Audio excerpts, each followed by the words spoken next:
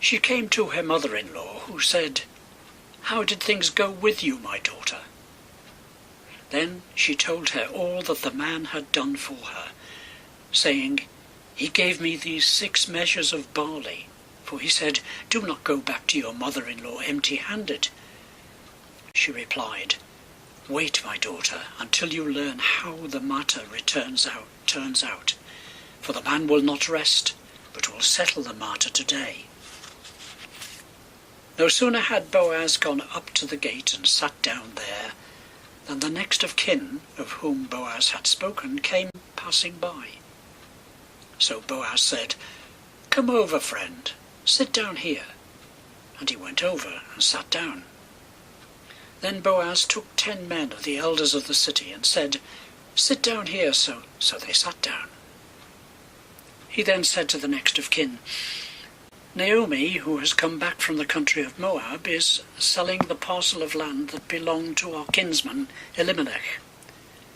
So I thought I would tell you of it and say, buy it in the presence of those sitting here and in the presence of the elders of my people. If you will redeem it, redeem it. But if you will not, tell me, so that I may know, for there is no one prior to you to redeem it, and I come after you." So he said, "I will redeem it." Then Boaz said, "The day you acquire the field from the land of Naomi, you are also acquiring Ruth, the Moabite, the widow of the dead man, to maintain the dead man's name of his inheritance." At this, the next of kin said, "I cannot redeem it for myself without damaging my own inheritance. Take my right of redemption yourself, for I cannot redeem it." Now this was the custom in former times in Israel concerning redeeming and exchanging. To confirm a transaction, one party took off a sandal and gave it to the other. This was the manner of attesting in Israel. So when the next of kin said to Boaz, "Acquire it for yourself," he took off his sandal. Then Boaz said to the elders and all the people, "Today you are witnesses that I have acquired from the hand of Naomi all that belonged to Elimelech, and all that belonged to Chilion and Mahlon. I have also acquired Ruth the Moabite, the wife of Mahlon, to be my wife, to maintain the dead man's name on his inheritance, in order that the name of the dead may not be cut off from his kindred, and from the gate of his native place. You are witnesses today." Then all the people who were at the gate, along with the elders, said, "We are witnesses. May the Lord make the woman who is coming into your house like Rachel and Leah, who together built up the house of Israel.